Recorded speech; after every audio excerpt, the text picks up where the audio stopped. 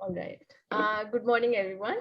I welcome you to another episode of Table Talk, a series of conversations with academics and writers whose work we think are important to think about the question of the animal or the non-human. We are the Indian Animal Studies Collective, and my co-host, Dr. Anu Pandey from EFLU is also here. I am Susan. I'm a PhD student at IIT Delhi. The Indian Animal Studies Collective aims to bring together academics and writers who are working on animals in India so that we can think about what an Indian animal studies would look like, what its components might be. For today, we have with us Philip Armstrong of the University of Canterbury. We are discussing his article, The Post-Colonial Animal today. Please feel free to ask a question or comment at any point. Just unmute yourself or raise a hand or put the question in the chat box. Thanks, Philip, for accepting our invitation. And it's really crazy. I was looking at the essay and I think I've been looking at it for like a few years. And I thought, I just can't believe it was written in 2002 because it feels so relevant. And like some of the concerns are precisely the questions that any approach from the post-colonial studies perspective would think about. And, I thought maybe if we can start with thinking about why this question about comparing the animal suffering to human suffering is so central when we think about animal studies and post-colonial studies. It's like, I mean, it's almost intuitive for perhaps somebody from the post-colonial background to say, if somebody says, well, there is a lot of animal suffering, then what about human suffering? So I was wondering if you could talk to us about maybe a little bit about why this question, why this analogy becomes so crucial when we bring these two strands together. Thank you very much. Thank you, Susan, for inviting me, and Anu as well. Thank you very much for inviting me, and congratulations on your network. I've actually been looking at some of the recorded videos, and I've learned such a lot from them, and the discussions have been so lively. So I'm very, very happy to be here. When I was going to start, it occurred to me that it might be good to start with a little caveat or a little self-defense to say that I did write this 20 years ago, and it was the first thing that I wrote when I came to animal studies. And I think that, so, I'll be able to, anything that anybody challenges me on, it's going to be very easy for me to excuse myself on that basis. So I've set myself up for that in advance. You can watch me do it. But I think for me, coming to animal studies in the early years of this century, I came from a job. I was appointed to a job at the University of Canterbury in New Zealand in post-colonial literature. And so I had been teaching, although my doctoral work was actually on the Renaissance, but and so I had thrown myself into that and become very, tried to become very committed to the political issues that arise from representations of cultural otherness, but also the political issues that arise from taking seriously the continuing shaping influence and the continuing trauma of colonial histories, ongoing colonialism, in other words, which is, of course, is very real in my country, as in so many others. And so from that point of view, there was the phenomenon that exactly you mentioned very succinctly, Susan, the phenomenon of raising the issue of animal suffering or the fates of animals in a context where the suffering and the fates of humans needs to be kept so much to the fore, and the disenfranchisement and subalternity and all those issues raised by post-colonialism. And then at the day-to-day level, people laughed, at least they did here in the early 2000s, at the idea that academic work in the humanities, let alone in the social sciences, might take animals seriously. Animal studies itself, I think, at least here, were in a very early stage, and so the idea that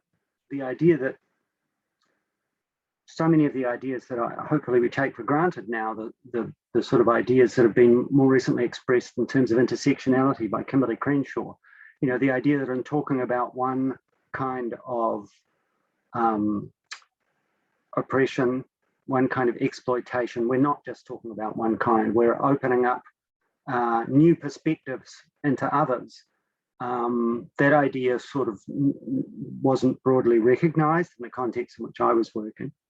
So that seemed the obvious place to start that article from that point of view. And it's alarming to think, it's a bit alarming to think that so many of the sort of problems in the article still seem relevant if they do. But perhaps reassuring to think that some of the possibilities that and of course I was just drawing on what work had already been done, and those possibilities have continued to be enriched and be added to in ways that I certainly couldn't have predicted.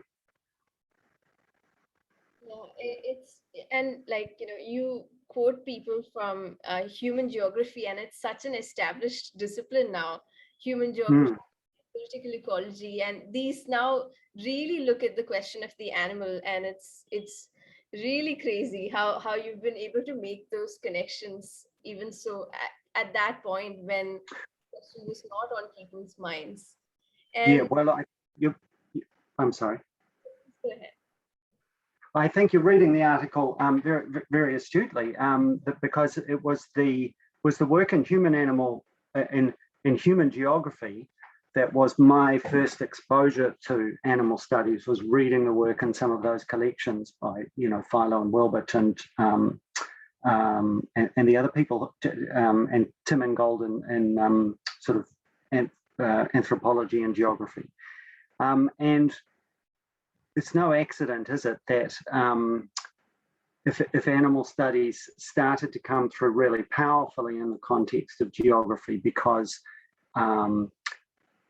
space and place and terrain and the occupation of terrain, everybody could recognize, of course, that was bound up with the work of colonialism, that in colonizing peoples, imperialist enterprises occupy ground. They map, they survey, they transform places, they establish cities. They're very concerned with trade routes and military organisation of geographic spaces. Here in New Zealand, of course, so much of the 19th century wars were fought over land and fought over survey pegs. The colonial government would come and put down survey pegs on Maori land, and Maori would pull them up. And so much of the conflict arose from such things. And so human geographers, I think, have been, very attuned to colonialism, very attuned to power as exercised through space. And, if you look up from the ground, then you start seeing animals as well. And so I think Alfred Crosby's book, Ecological Imperialism, was also a big early influence for me. It had a chapter on New Zealand, but it also, brought together the idea of human and territorial imperialism with a cross-species imperialism, and environmental studies, of course, was also, and eco-criticism were also expanding at that time, and so all these things intersect started to intersect in the early 2000s, I think, and have continued to do so. I remember reading your book about what animals mean in modernity. And I've noticed that you think about these questions through text, through literature. And I've been thinking about when we think about these post-colonial animals, or when we try to think about animals in these post-colonial contexts in relation to other social issues and so on, then the question of representation becomes very important. And even in discussions in India, when we think about caste and so on, the imagery is always animal. Animals always creep in.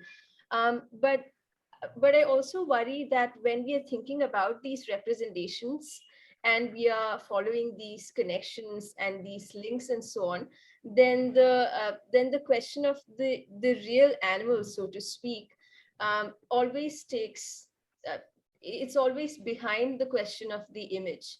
And I know that even in this short essay, you look at John Berger and Akira Lippitt, who also think deeply about this question of the image and the metaphor. So could you talk a bit about why we would need to think through the metaphor to think about the real animal at all? Yes, I think this is something, again, that animal studies has in common with eco-criticism. Some of the eco-critical texts, the earlier eco-critical texts, needed to make the point that weather isn't background, weather isn't mood setting, weather isn't always an expression of the pathetic fallacy. It's not always an expression of the internal emotional tempests of the characters. And it's a lot easier to persuade that of people of that in 2021 as they look out the window and see forest fires and storms and seasons where they've never had storms and rising sea levels and so on, than it used to be. It's kind of obvious now that weather's an agent, weather's something real, and so is everything else in the non-human world, and so too are animals. And so, I mean, one of the striking things was most of my work has been on texts that, that are kind of pretty well trodden. Gulliver's Travels. What are the other ones? Robinson Crusoe, Moby Dick, and so on. And even in a book like Moby Dick, it was possible to sort of stop noticing that there were actually real human-animal relationships going on. And, maybe particularly in Moby Dick, because of course Melville metaphorizes, and, he has that sort of Quaker, that puritanical tendency to turn everything into a typology. And so he creates the whale, and he creates the conflict between Ahab and the whale and the pursuit of the whale as a representation that can mean just about anything. But at the same time, it's all based on Melville's reading of actual whaling enterprises, his time in the Pacific on board a whaler. He knew what it was like to be in a boat that was heading out to harpoon a sperm whale. And so the reality of the actual animal, and there's an actual animal, there are a few actual animal precursors to Moby Dick, actual sperm whales. Written about elsewhere in the 19th century. So I think, looking for the animal through the text, looking for the sort of tracks left by actual animals in the texts, opens everything up in all sorts of ways, and it gives literature, it gives literary representation a much more lively, a much more animated relationship with the social world in which it's produced and in which it's read, just as eco-critical reading does. And even when a writer is using an animal in what seems to be a purely metaphorical way,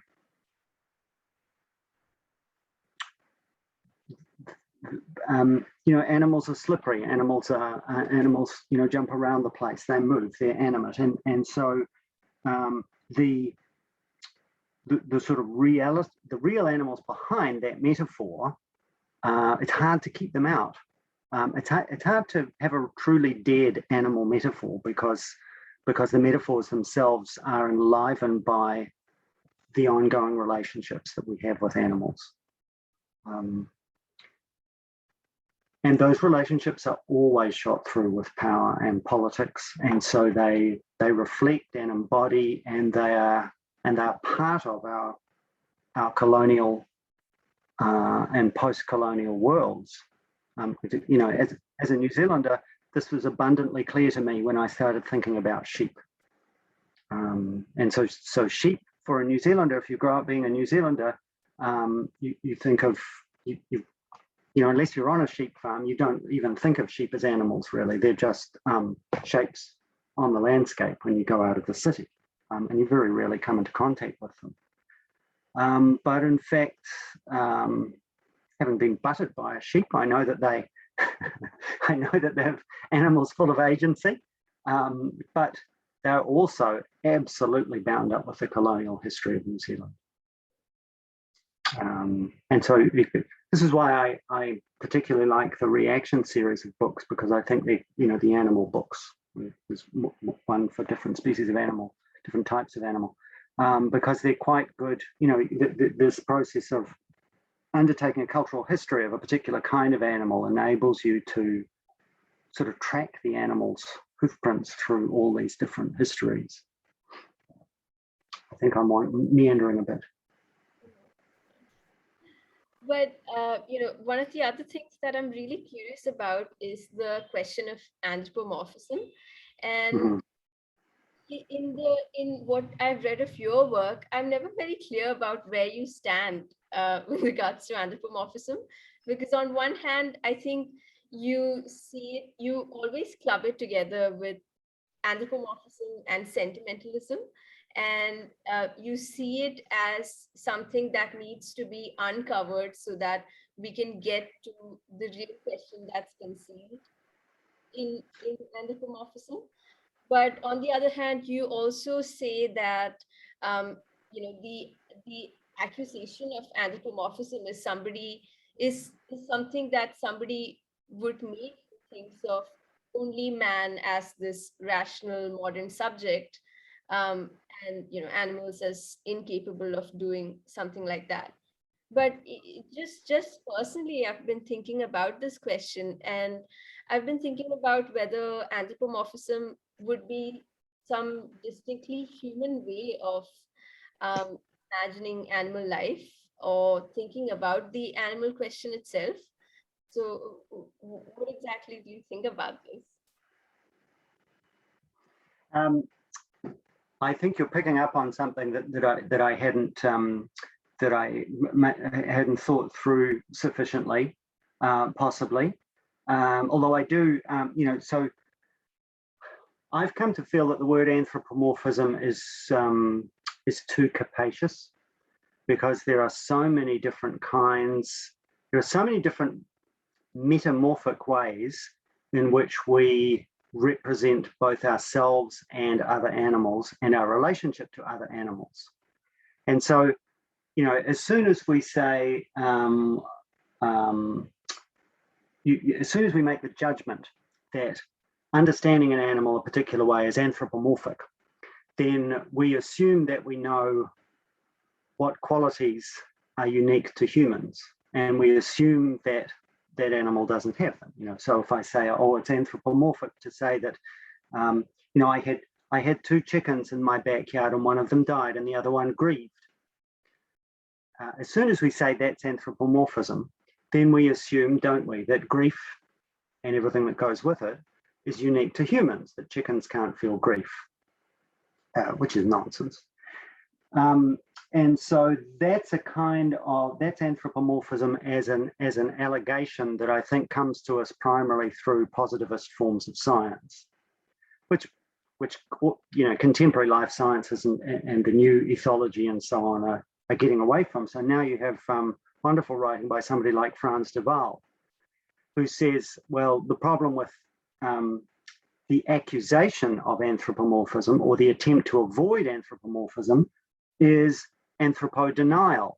And he's coined this useful word, anthropodenial. So that anthropodenial for Frans de Waal is when we deny that we share with other animals certain capacities. So to say that an animal can't grieve is perhaps anthropodenial, to arrogate to ourselves a property and a capacity that we deny to other animals.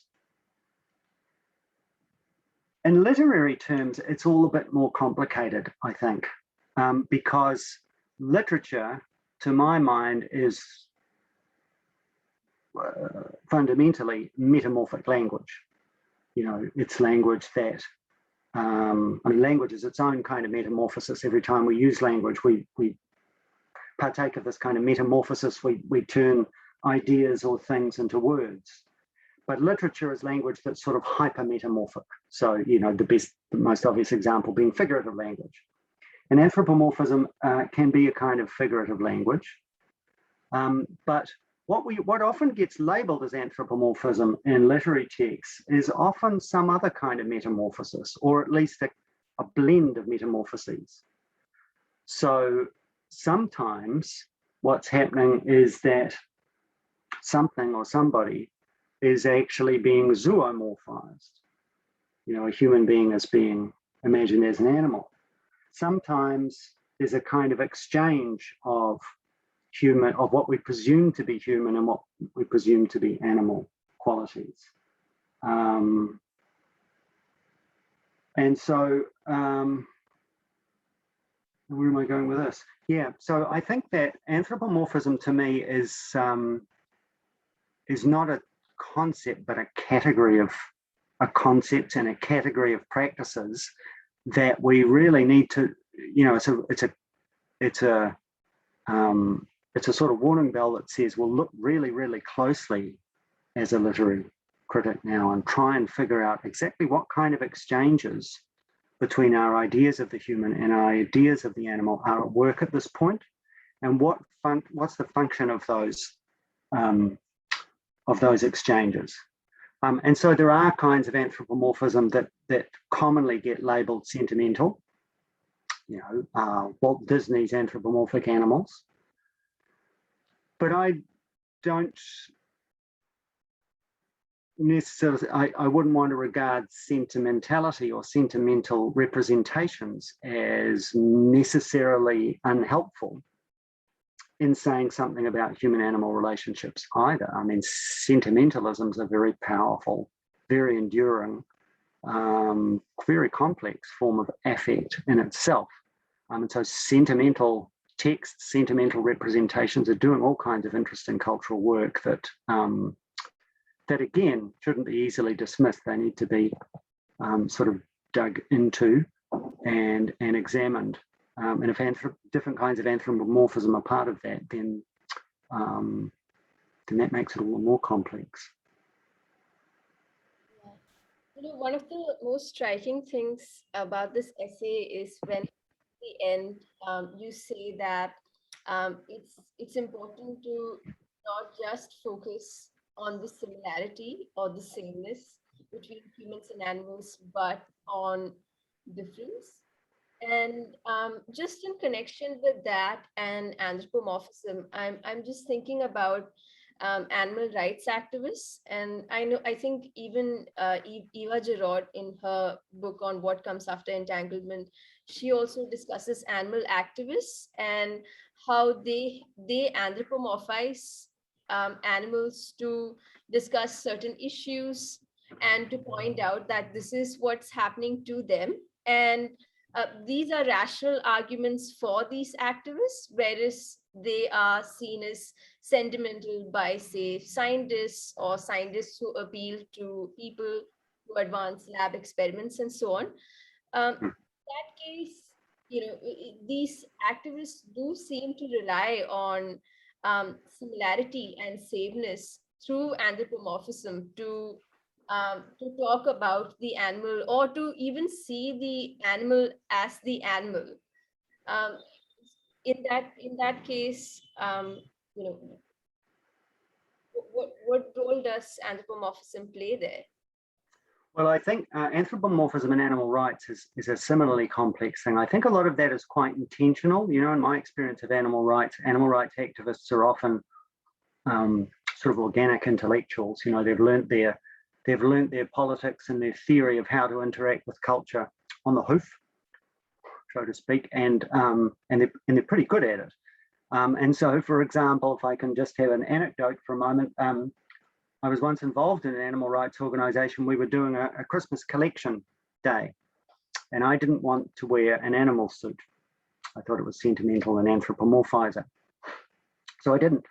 And I collected almost no money because the people in the animal suits, everybody came up to them. Everybody came up to them, and especially kids. And no parent wants to turn away from somebody in a cuddly animal suit who's asking them for 50 cents or $2 or $20. So there's a sort of strategic anthropomorphism, which I think animal rights people are sometimes very conscious of using. Then there's the kind of anthropomorphism that animal rights representations sometimes use in order to put the spectator or the listener in the shoes of the animal. And sometimes that's actually zoomorphism. So here we had an advertisement that played on TV, which asked the viewer to imagine themselves as a broiler chicken, that is, as a 6-week-old broiler chicken in a shed with 20,000 other chickens, with 23-hour daylight and being slaughtered at 6 weeks and so on. So that was actually a kind of zoomorphism. There was a voiceover that asked you to imagine yourself in this position, or to imagine yourself as a battery hen, or to imagine yourself as a pig in a factory farming scenario. Again, very, very effective, but doing exactly what you said, relying on the assumption that they suffer as we suffer. And that, I think, has an awful lot to do with the continued influence of Peter Singer's animal liberation, at least on animal activists in this part of the world. And Peter Singer's influence, of course, comes from Jerry Bentham. And, the question is not can they talk or can they reason, but can they suffer? So, so I think that form of that's a form of strategic anthropomorphism, I think. Often. To my mind, will probably only really, to my mind, one of the ways we can try and expand an ethical relationship with the whole of the non-human world is to respect difference. The same thing we have to try and respect in other humans. Let me behave ethically towards not just towards other people who are like me. Let me behave ethically towards other beings that are not just like me. I can't begin to imagine what life is like for an oyster, but an oyster is a living thing. And there's a book by Derrida, and I've forgotten what it's called, where he talks about, it might just have been an essay, where he talks about the ethics of debt, and that perhaps thinking about ethics from the point of view of what we owe to the other being that which or the one whom is different from us. And so I think going beyond anthropomorphism, and there's a big role for literature there, because literature, maybe especially poetry, poets are way ahead, have always been way ahead. Well, I can just put a full stop after that. Poets are always way ahead, but poets are way ahead in imagining, in finding ways of getting their readers or their listeners to imagine radical difference. A poet can write about a stone and invite us to imagine the being of a stone. Yeah, so I think how effective that doesn't seem immediately applicable to animal rights. I don't think that's going to. I don't think getting somebody to do that on the street is going to help you get donations to your anti-factory farming techniques. So I'm not going to suggest that to my animal rights group, but maybe there are other arenas in which that's a necessary thing to do. It's already happening, of course, but a necessary thing for us as animal studies people to think about. Krishna Hari, I think you have a question. Just go ahead. Yeah, thank you, Professor Armstrong, for those insights.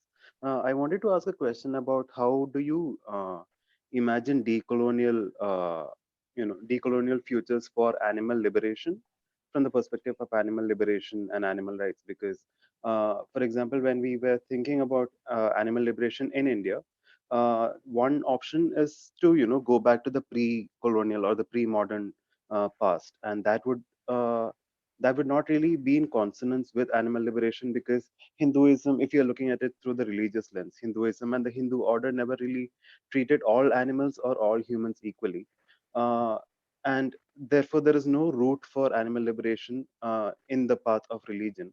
And then there is also the other response to animal rights movement in India, as people call it neo-colonial, because it comes from the West and it does not really, take the Indian reality seriously into consideration, which also again goes back to an idealizing of the Indian, animal farming business. So how exactly do we decolonize, understanding the fact that that animal agriculture at present in India borrows a lot from the West, especially the manufacture of broiler chickens, etc. So it's not exactly very Indian. So how do we really imagine decolonial? How do we decolonize animal liberation in such a context? As I'm sure you know, that's a huge question, isn't it? And a really, really curly one. And I can't say anything well informed about the Indian context. But we had a conference here a couple of years ago called Decolonizing Animals, hosted by our Centre for New Zealand Centre for Human Animal Studies. Forgot what it was called for the moment. And what we tried to do was to include a lot of talks and a lot of input from our Indigenous scholars and activists. So here in New Zealand, as I'm sure you know, the Indigenous, the tangata whenua, the people of the land, the Maori people, experience ideas about animal rights and animal liberation in very much the same terms, I think, that you were just talking about, that it's an import from the West, and that it therefore certainly has the capacity to be colonial, neo-colonial, rather than decolonization, rather than decolonizing. On the other hand, the sort of the low-hanging fruit targets of animal liberation, factory farming, vivisection, meat eating, these are colonial imports as well. I mean, industrial scale meat eating. So there is room. There's room there for a. But what if I hope I'm ventriloquizing them correctly. What these Maori human animal studies scholars seem to be saying was, in the first place, that there is room for at least for an anti-colonial, indigenous, a decolonization of human animal relationships. But as you say, is the case in India, if the end game of that is to go back to pre-colonial modes of human animal relationship, well, that's not a great result for animals either, because Maori hunted, of course they did, and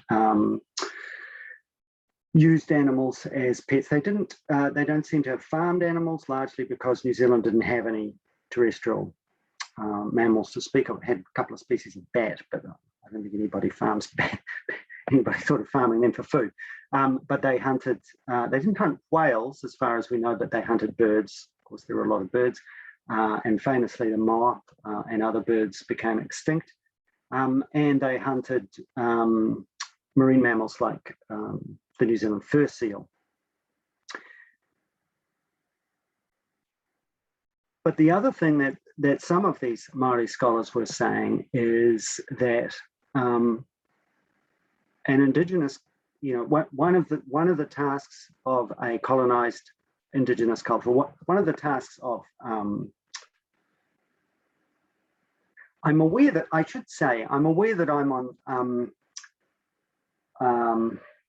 politically uncomfortable ground. I'm a white, middle-class, middle-aged Pākehā. Pākehā is the term that we use in New Zealand for white people of British descent, and therefore the descendants of the colonial culture.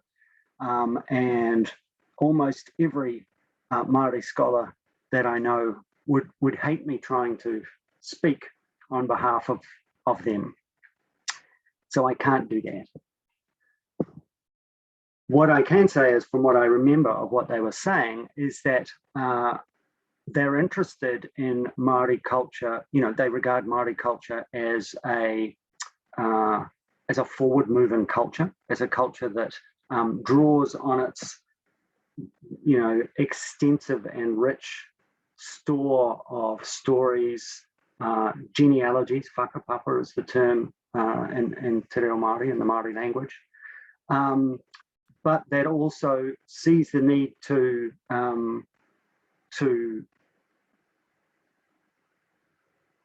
interpret those stories and to write new stories in the context of new needs and new requirements. And I, again, I really hope that I'm representing this more or less correctly for at least some of those activists. That's what they're trying to do in pursuing, at least in animal advocacy activism, if not an actual out-and-out liberationist one. And perhaps one of the really interesting examples is Witi Ihimaera, who's the first Māori writer to publish a novel, and who wrote a book called The Whale Rider, which was made into a film that some of you might have seen, and who spoke at our conference, and who did what he has always done. Is he's because he's so immersed in his own culture, and because he's got so much mana, he's very, very capable of taking some of the most sacred stories of his culture and making them mean what he wants them to mean. So he takes the story of Paikea, the ancestor of his people, who the story being that Paikea rode from Hawaii in the Pacific, rode a whale's back to arrive in New Zealand. He takes that story and he rewrites it. And he actually represents in that novel the clash when a whale is beached. During the story, a pod of whales beaches, and some of the local Māori say they have the, and it's still alive. And some of the local Māori say that they have the traditional right in their stories to go and carve off the whale's jawbone, so that they can, because whalebone was regarded as a very precious thing to use for carving, and carving is very central to traditional Māori society. So they go down there with their chainsaws to do that. And he represents a battle, a disagreement, a conflict on the beach between those people and other Māori who say, no, there are other stories that emphasize our obligations to cetaceans, to whales. So we need to return this whale to the sea. Both stories are there. And so, to me, that's how cultures work, isn't it? They work through tellings and retellings and interpretations and reinterpretations of stories. That the wonderful thing about narratives is that they're not catechisms, and they don't they're amenable often, sometimes, to such retellings, but it's very much the job of the people within that culture who have the right kind of mana and the right kind of ownership of that story to do that. And so that's not something somebody like me can do. Thank you, It's a Professor. huge question. Thank you for the question. Thank you. Yeah, Professor Rukmini?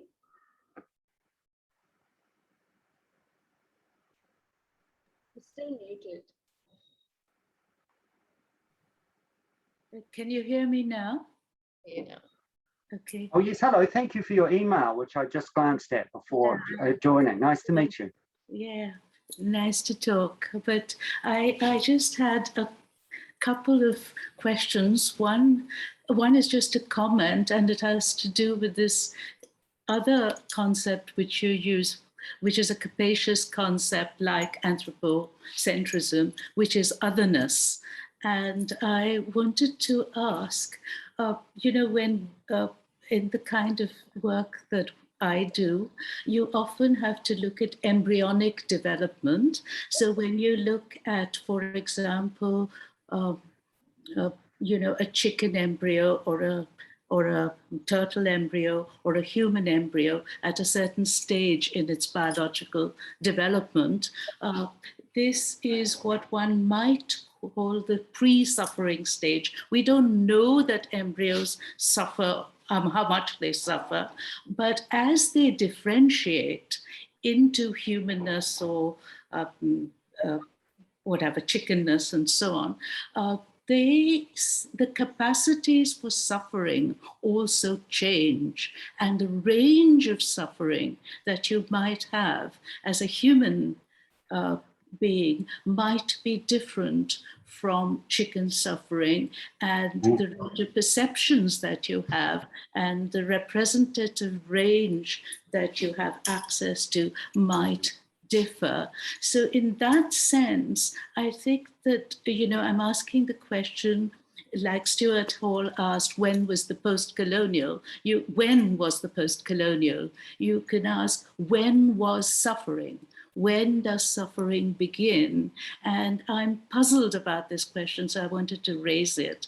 But the other two questions I have stem directly from your text. The first one, the article which Susan sent around. And the first one has to do, with your suggestion that the most productive way forward for post-colonial and animal studies in their intersectionality or intersection is perhaps to look at detailed local histories. And so I, in doing archival work on the British from, colonization of India from 1757 onwards, one of the things I noted was that they don't have the cow, or they hardly represent the cow, which is so central in kind of general subcontinental mythology and but the tiger is given an enormous place and is regarded as stealthy and creeping up upon people and cunning as opposed to the lion. And I wondered about whether absences in representation are important in thinking about, this suggestion that you should look at local histories, but what kind of local and what kind of representation. And the third question I had was simply to do with your comment a little while ago that, you looked at well-trodden classical texts like Moby Dick or whatever, Robinson Crusoe and so on. It's an anniversary year of Hobbes' Leviathan this year, which was written in 1651. And, you talk about Foucault and how that's a better way of looking at these relationships rather than, let's say, looking straight through a Marxian lens of false consciousness to look at Foucault. And I was struck that the Leviathan, which is, sort of a metaphor, which is a whale, a kind of metaphor from the book of Job, and it combines, it's a hybrid image, which combines the natural and the human, and talks against, it has a horror of a state of nature, and suggests that the state, the human state, the political state, colonial, post-colonial, whatever, has to be empowered greatly in if you're to resist terrible calamities from the state of nature. So I wondered what you thought about Hobbes's view of power in relation to the fact that he actually uses the animal as crucial to his notion of the state and what the state means. So those were my quite preliminary questions. Thank you. Gosh, I'm pretty sure the questions are more interesting than my answers are going to be. So thank you for them. Suffering.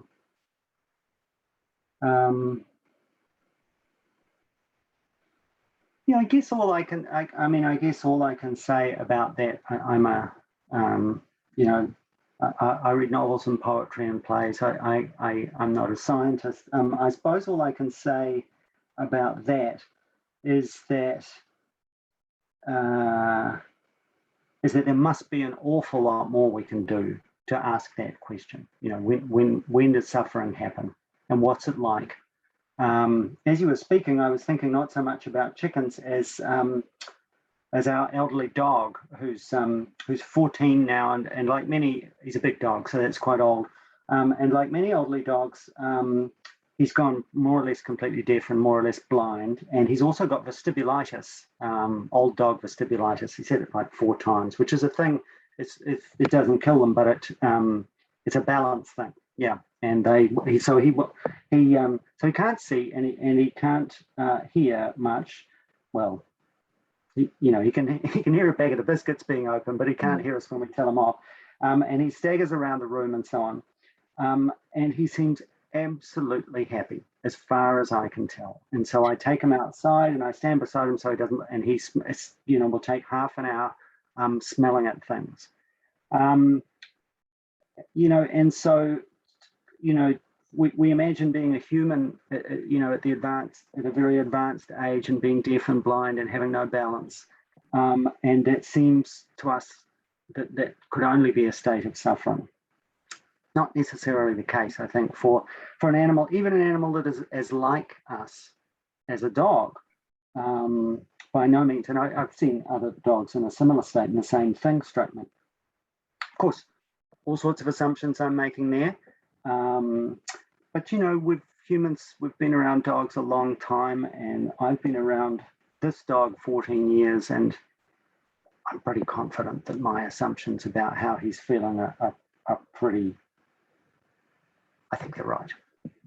So, and again, the role of a poetic and an imaginative and a performative literature in imagining kinds of suffering that we might not otherwise be familiar with. I mean, that seems very exciting to me. What Elizabeth Costello and Kurt Sears' Lives of Animals called, the sympathetic imagination. That's a big, powerful job for literature, and I think there are a lot of people who are having a go at that. There's a very, very remarkable book that's been published recently, and it won all sorts of prizes in that country that New Zealanders don't like to mention, but I'm going to have to, in Australia, by Laura Jean Mackay, called The Animals in That Country. And in that book, she wrote it before COVID. She's one of these people who before COVID happened, wrote a book about a pandemic. And in her novel, the pandemic is called zoo flu. And what it does is it excites our, you have to suspend your belief at this point, but if you read the novel, it's much easier to suspend your disbelief because she's a good writer than it will be when I describe it. But the zoo flu, its aftermath is that it recalibrates your cognition and your senses in such a way that you can understand animals. And so you can't hear them talking, but you can understand their pheromonal statements or the ways they shape their bodies in order to communicate with each other. You can smell the chemicals emerging from them, you can smell their hormones. And so all the ways in which we think animals probably do communicate, all those languages, those bodily, those corporeal languages that they have that we're not very attuned to, you become attuned to them. And that's one of the most amazing, the way she puts that across, one of the most amazing extended imaginative engagements with the idea of animal suffering, but also animal delight and animal exuberance and animal desire. One of the most remarkable that I've read in a life when I've been quite obsessed with reading that kind of thing. So I think I've run dry on suffering. That's all I can say about that one. The cow and tiger thing is just fascinating, isn't it? And I wonder if, I suppose you'll know so much more than I do about that, of course. So the only thing that I might add to what you said, which is that absences and representation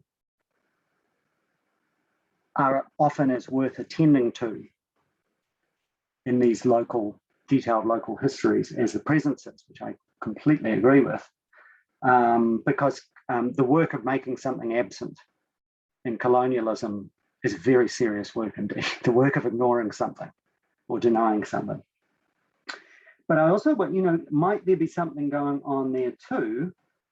There's a sort of valorization of predation in many of the at least the European and European derived traditions of animation. The predator is the real animal. I mean, and so the tiger becomes the animal par excellence. And often when we use the term as a term of abuse, the predator is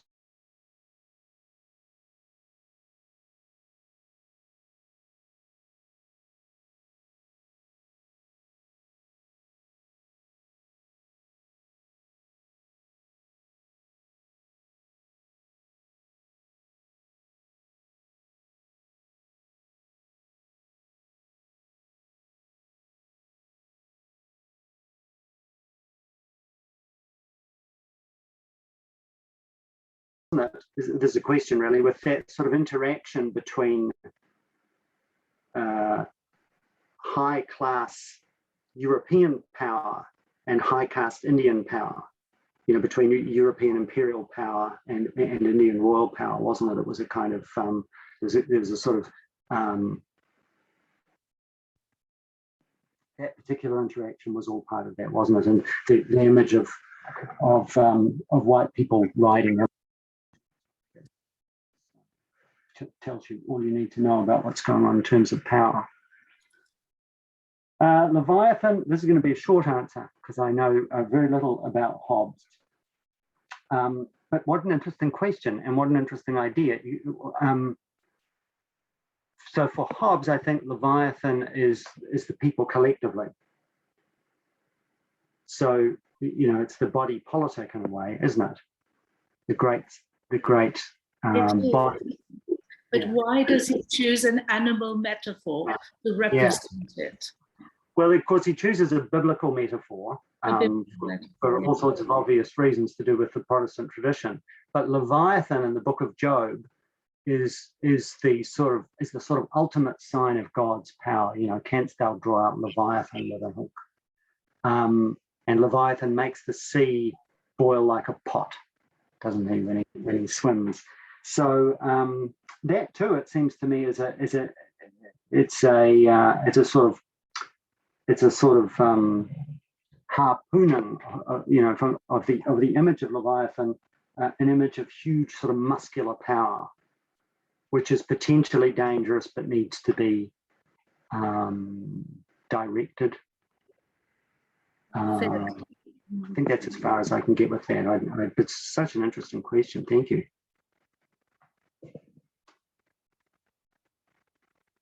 I just have a question related to what we were just discussing, and I feel like I'm obliged to ask this question because Costello and Katsi, they are such important figures in thinking about some of these things.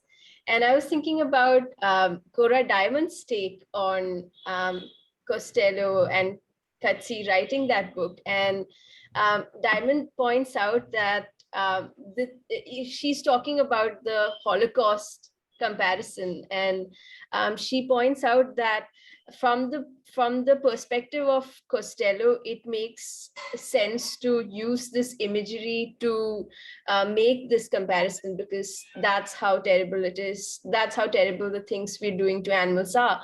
And then she says that but from the perspective of Katse, he also wants us to think about how, if we are talking about the question of the animal, then we lose sight of what it is that we have done to ourselves. So she says that in related to that it is very difficult to keep in view one difficulty while we're thinking about another difficulty. And just in relation to the local histories that you gesture towards in your essay, are these kind of local histories human-animal histories, so that it would be possible to keep in view both difficulties, or would it end up? Would it? I'm just worried that would it perhaps end up being a human history where animals are images, so to speak? What I was trying to refer to at the end of my article was histories of human-animal interactions, where we try and keep both visible. And I mean, what you say about the Elizabeth Costello and Lives of Animals is exactly right, I think. I mean, she's still talking about the sympathetic imagination, and she's saying what enables, what enables the citizens of the Third Reich to live with what is going on as the ash from the crematoria fall on their gardens is their inability to imagine themselves as the other. She says something like my inability to say I am falling in ash. It's a very, very provocative it's a very provocative moment, and of course Coetzee being Coetzee represents that by having a Jewish audience member object very, very strongly and write a letter of objection. And so, because one of the things that Coetzee is always interested in too, isn't it, is what we do when we tell stories. I mean, those were meant to be lectures, weren't they? They were meant to be the Tanner lectures at Princeton.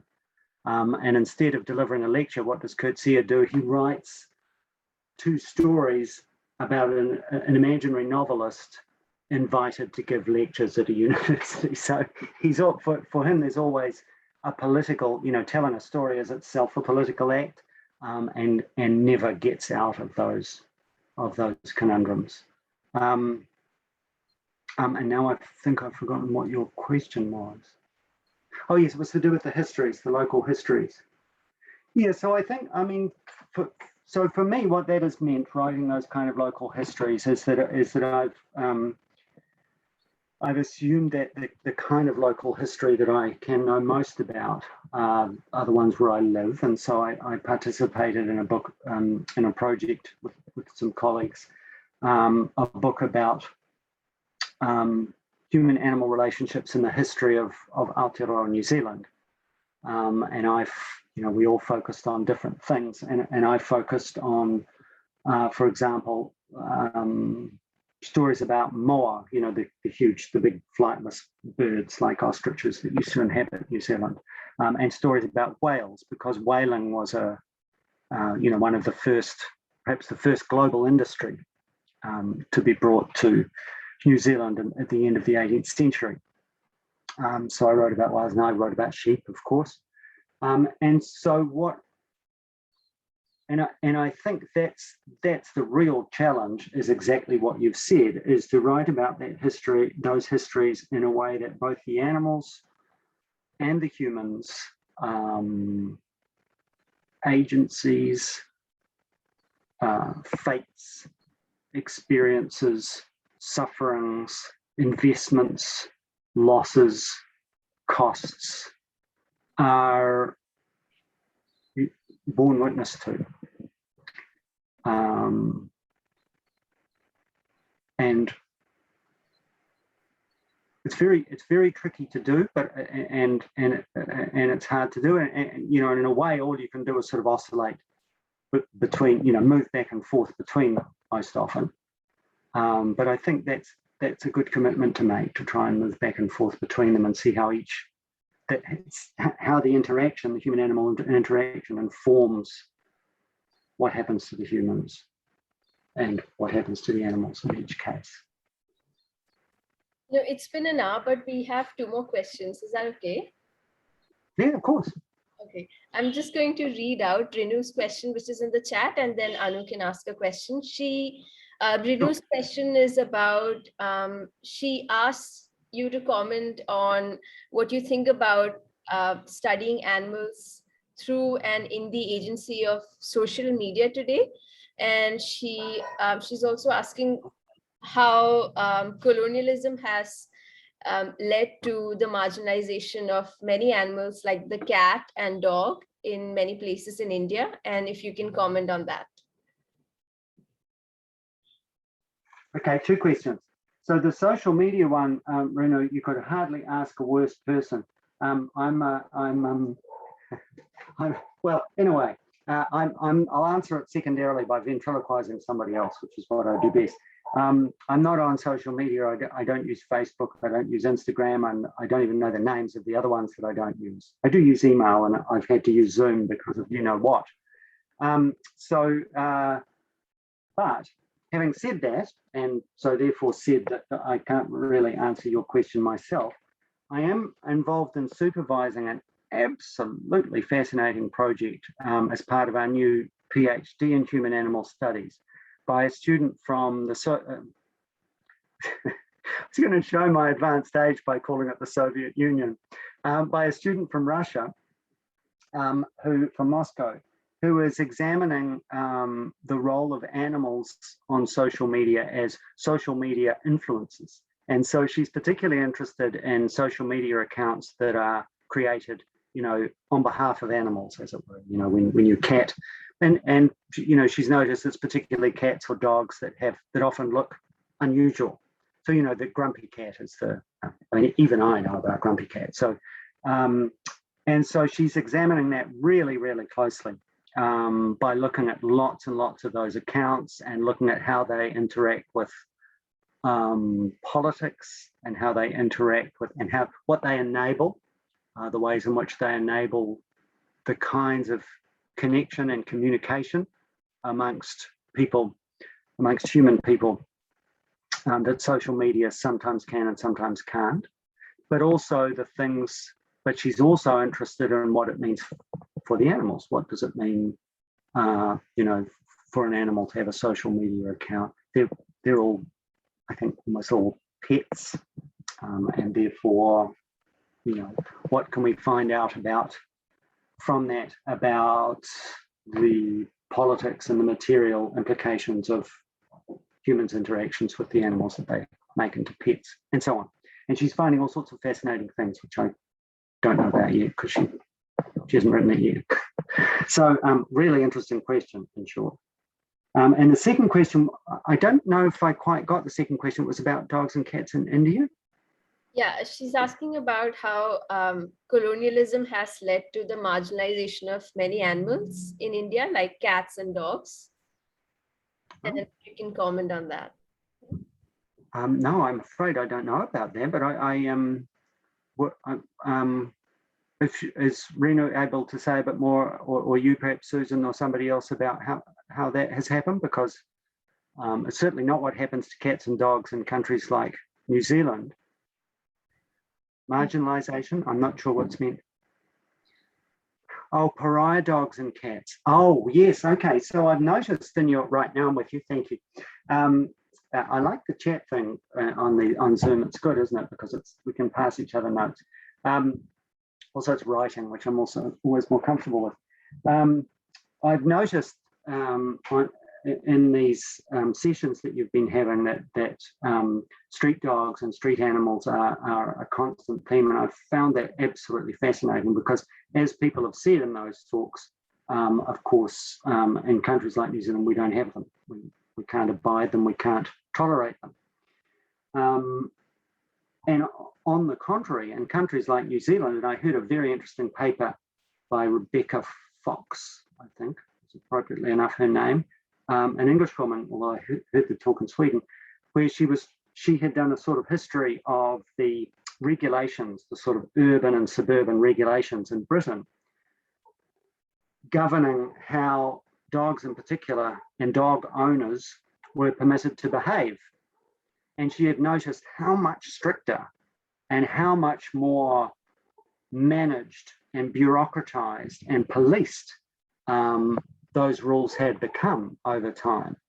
And so for me to listen to, I think perhaps it's Anu who I've heard speaking about this in some of your sessions, talking about street dogs as possessing certain kinds of agency and as representing certain kinds of sort of disorderly modernity is absolutely fascinating.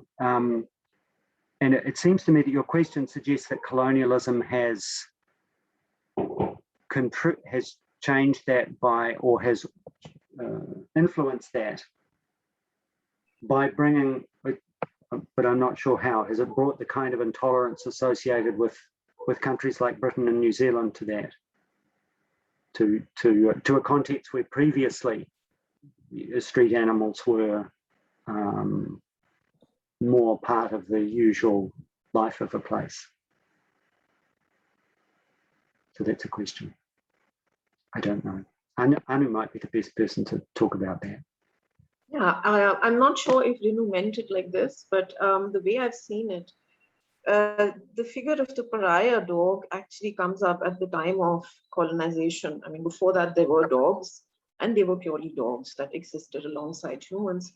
They became outlawed and started being seen as something problematic, something to be exterminated, gotten rid of, kept an eye on, managed, precisely at that point of time. And so there's been obviously a lot of reading through pariah dogs to look at the native population, so to speak, also as something subversive, certain sections of the population that couldn't be controlled the way, let's say, a domestic dog, a companion dog could be, It's so interesting because now that you put it that way, that happened in New Zealand. It happened in the 19th century because the Maori had their own species of dog, which they had brought here from the Pacific, the kuri, with a very distinctive shape and look and DNA, and they were taxed. That's how the colonial government in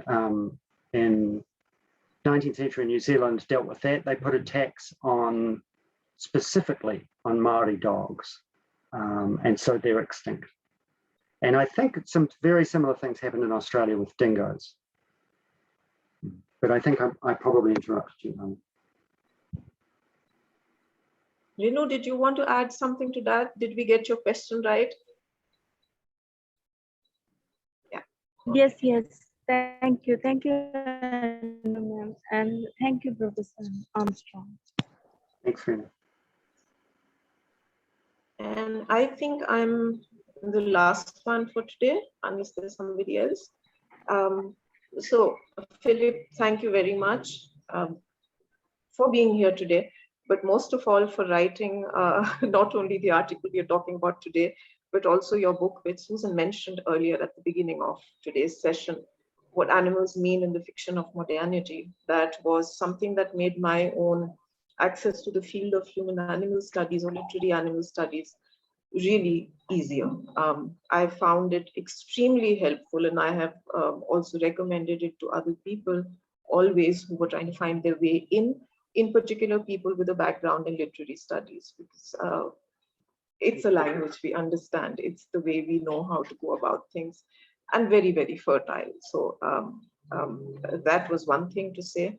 The other thing was looking at the article that we've been discussing today, I was curious to know how you regard the field of animal studies since the time that you wrote the article.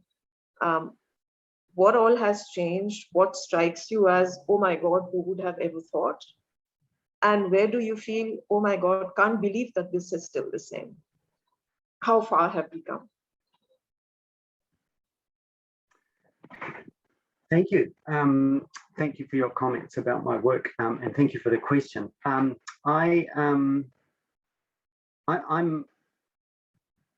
like, my main feeling is a sort of astonished delight that animal studies has become so so widespread, and so, you know, and has continued to be perceived as something so urgent, and I think that that's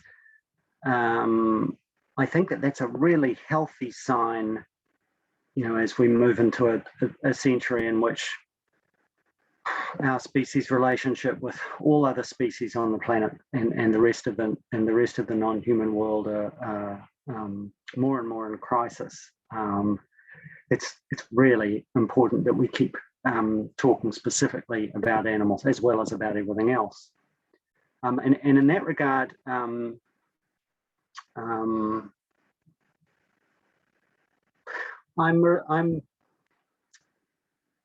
also really, it also seems a really healthy thing that, I might be wrong about this, I'd be interested to know what all of you think, but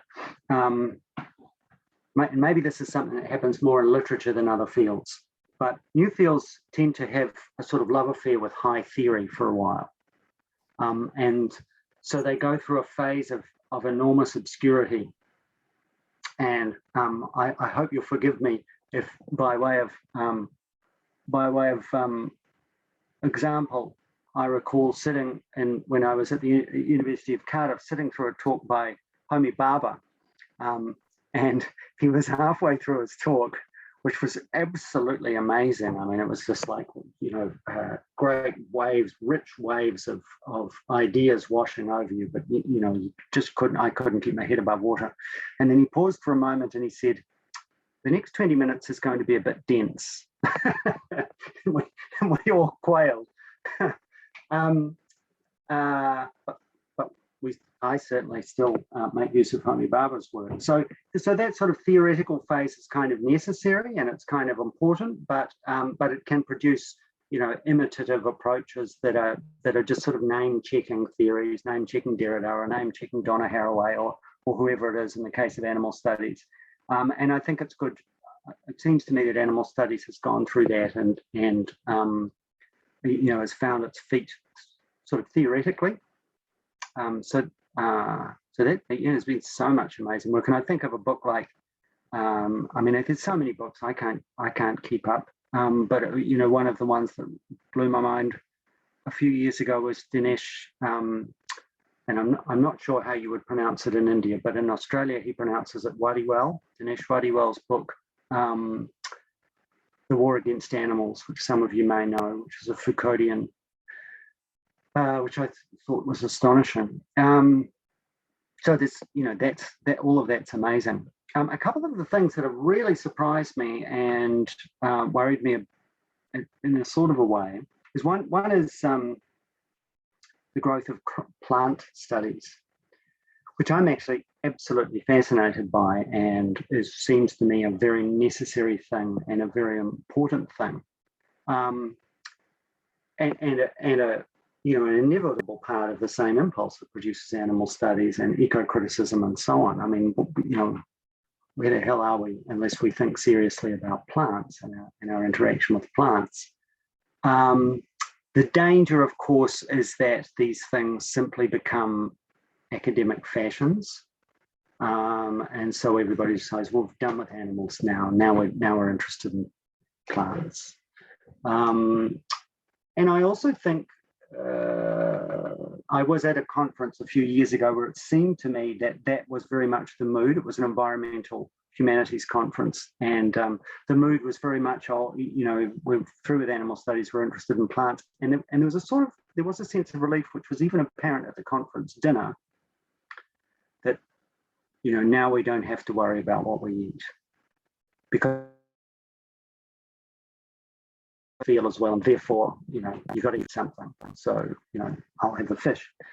So that was alarming to me for a while, but I think done, I think we can get through that, because plant studies and animal studies and environmental studies have so much to say to each other that's more interesting than that kind of adopting something as a fashion for a while would suggest. And the other one that I haven't quite worked out how, I don't know who has worked out, somebody else may have better ideas than me about this, bounty, is new materialism and object-oriented ontology, which again, I'm very much in love with and fascinated by. And it does seem to me, again, necessary that we learn to recognize our debt to non-human inorganic matter,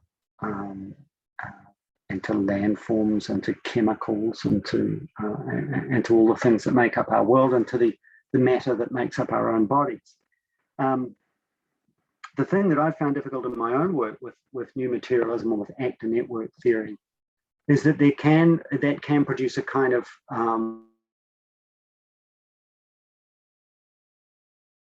if we say that all things have different forms of agency and interact and they're all actants. And to name names, I see this in some of the recent work of Donna Haraway. Then it becomes difficult to say, well, it becomes difficult to talk about power and politics, because if everything has agency, well, what's the problem? And if everything has agency, then what we do to animals in factory farms is more or less comparable to the way we manipulate,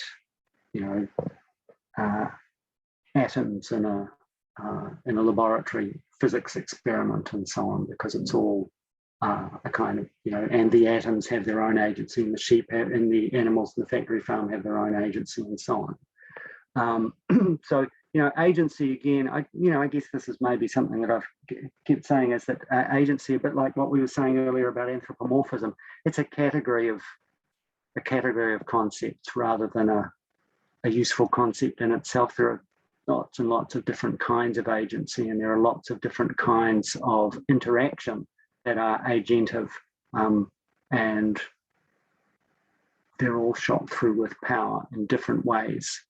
And they're all different, and it's good to try and recognize those differences and map those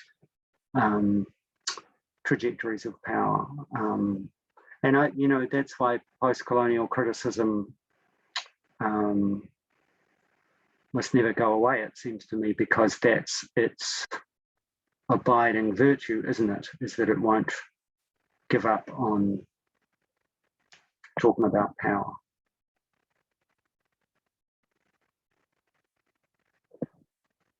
Yeah, thanks, Philip. I think that's all the questions. Thanks a lot for being with us today and for thinking with us through some of our questions. It's such a great article, and I always think about new things when I reread it. Thanks a lot. Thank you all so much. It's been a real delight. Thank you for your questions. Thank you, Philip. Thanks again.